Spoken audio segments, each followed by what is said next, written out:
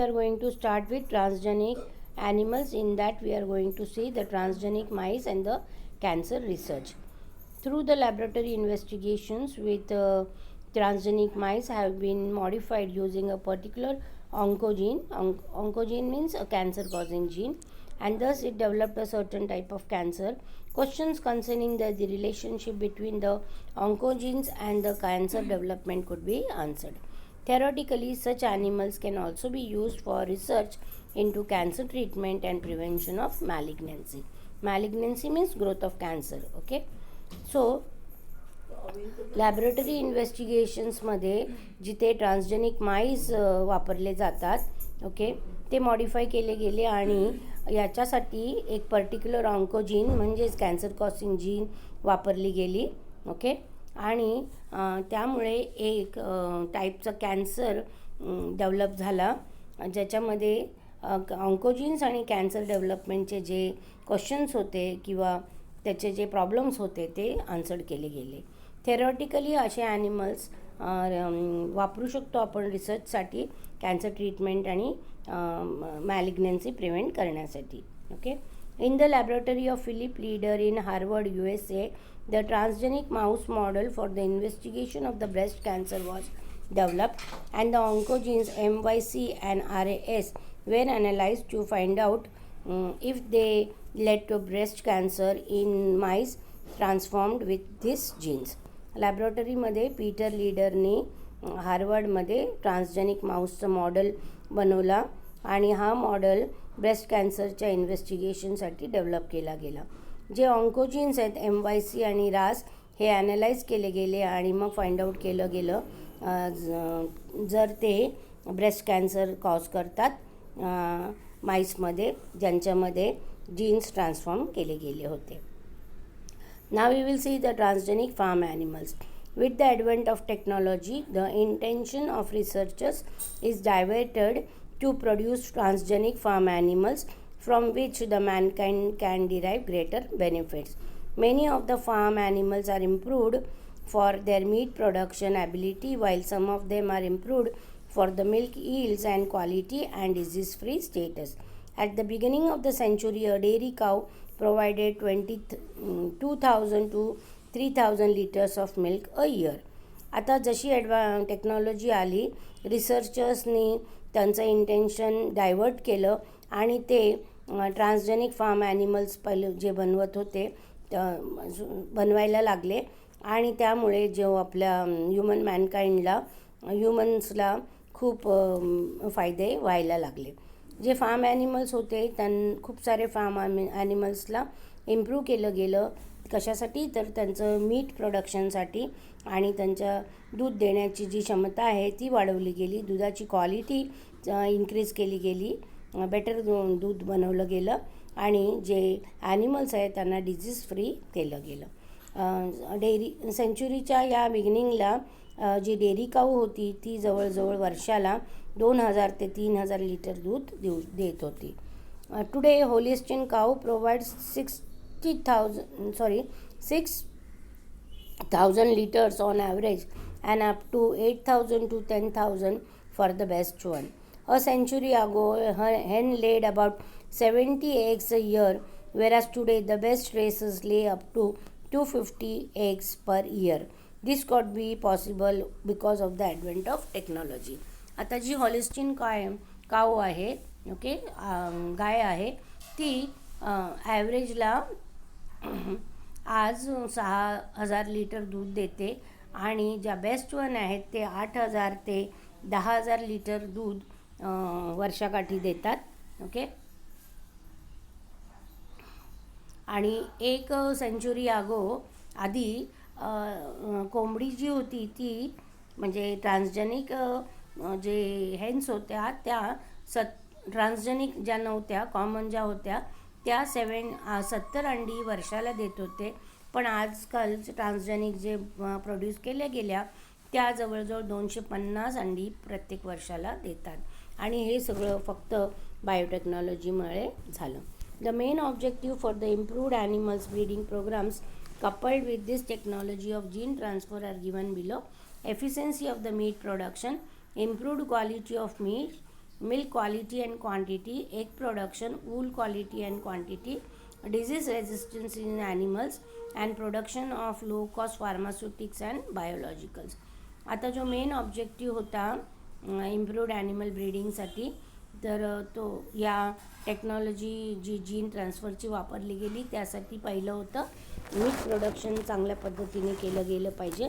नंतर मीटची जी क्वालिटी आहे ती इम्प्रूव्ह केली गेली, मिल्कची क्वालिटी आणि क्वांटिटी दोन्ही इन्क्रीज केल्या गेल्या, एग प्रोडक्शन वाढवलं गेलं, देन वूल क्वालिटी आणि क्वांटिटी वाढवलं, डिझीज रेझिस्टन्स ॲनिमल्समध्ये आले आणि जे फार्मास्युटिकल्स अँड बायोलॉजिकल जे बनवले त्यांचं प्रोडक्शनसाठी लो कॉस्ट घेतला गेला.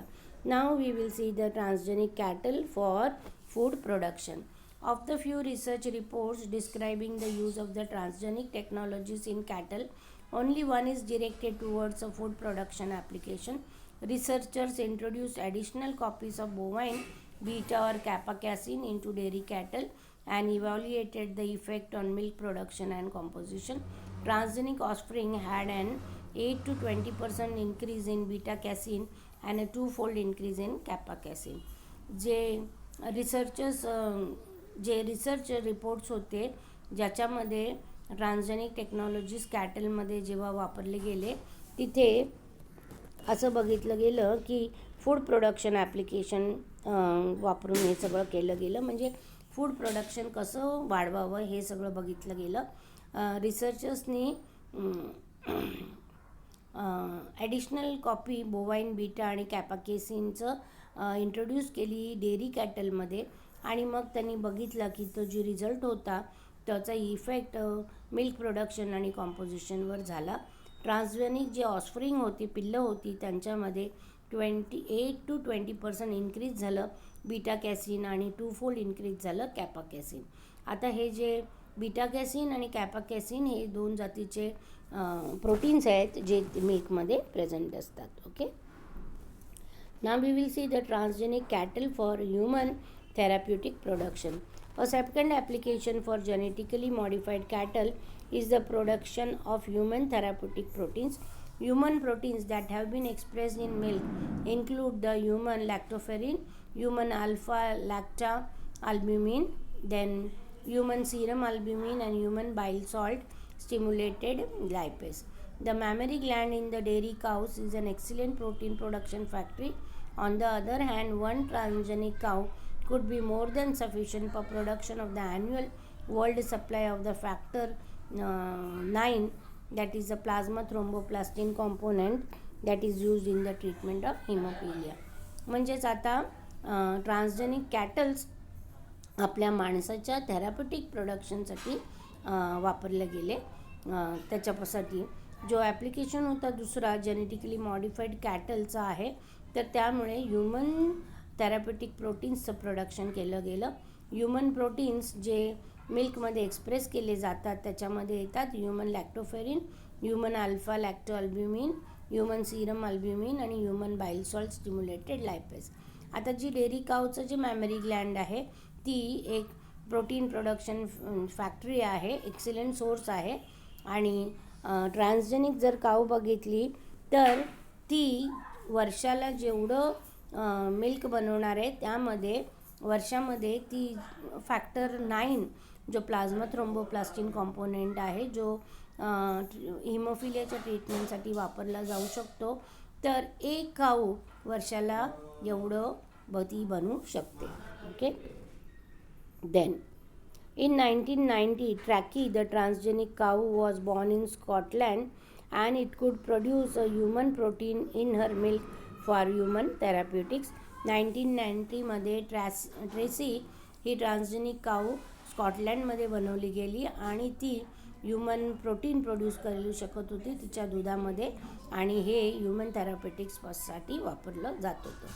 Antibodies are currently used for many different human clinical application including the treatment of infectious disease, cancer, transplanted organ rejection, autoimmune disease and for use as antitoxins. To make the human antibody product, the genetically modified cow are immunized with a vaccine containing the disease agent.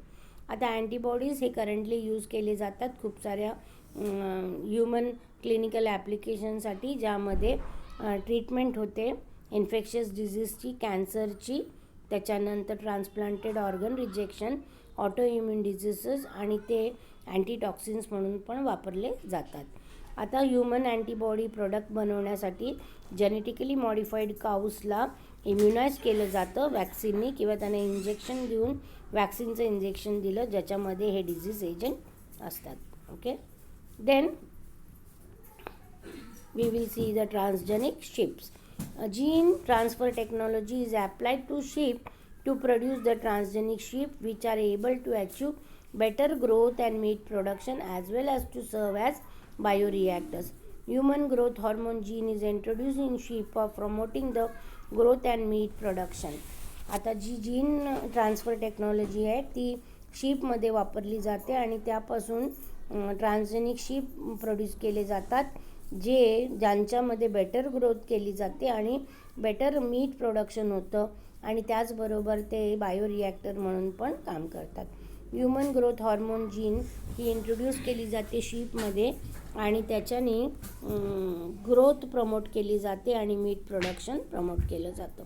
Bacterial gene CYSE आणि CYSM are concerned with biosynthesis of cysteine amino acids involved in the formation of keratin protein found in wool. Both these genes are identified, cloned, and introduced in sheep to increase the wool production and to improve the quality of wool. Bacterial जी gene आहेत CysE आणि CysM हे biosynthesis of cysteine amino ॲसिड्सची concern आहेत, आणि तिच्यापासून कॅराटीन protein बनवलं जातं, आणि जे कॅराटीन प्रोटीन हे आपल्या शीपच्या वूलमध्ये असतं. ह्या दोन्ही ज्या जीन्स आहेत ते आयडेंटिफाय केले जातात, क्लोन केले जातात, आणि मग शीपमध्ये इंट्रोड्यूस केले जातात, जेणेकरून त्यांचं वूल प्रोडक्शन इन्क्रीज होतं आणि त्या वूलची क्वालिटी पण इम्प्रूव्ह केली जाते. Now we will see the transgenic pigs. The objective of the gene transfer in pigs is to increase the growth and meat production and to act as bioreactors. Pigs are regarded as the most suitable animals to be bred for heart transplant because a pig's heart is about the same size as a human heart, and the pig heart valves have been used in human heart surgery for over a decade. The pig clone is the first step towards providing the animal organs and tissues for human transplants, that is xenotransplantation. आता transgenic pigs बघूया. Gene ट्रान्सफरचं objective पिग्समध्ये आहे की त्याच्याने त्याची growth होते आणि मीट प्रोडक्शन पण चांगलं होतं, आणि पिग जो आहे तो बायोरिॲक्टर म्हणून पण काम करणार आहे. पिग्स असे ॲनिमल्स आहेत की त्यांना आपण ब्रीडिंग करून त्यांच्यामध्ये हार्ट ट्रान्सप्लांट करतो, कारण पिगचा जो हार्ट आहे तो जवळजवळ आपल्या हार्टच्या साईजचा आहे, आणि पिगचे जे हार्टचे वॉल्स आहेत ते ह्युमन हार्ट सर्जरीसाठी वापरले जातात. जवळजवळ एक डिकेडपासून हे सगळं चालू आहे. पिग क्लोन जो आहे हा पहिला स्टेप आहे, आणि त्याच्याने ॲनिमल ऑर्गन्स आणि टिश्यूज ह्युमन ट्रान्सप्लांटसाठी प्रोव्हाइड केले जातात. यालाच आपण झिनो ट्रान्सप्लांटेशन म्हणतो. Now we will see the transgenic fish afterwards.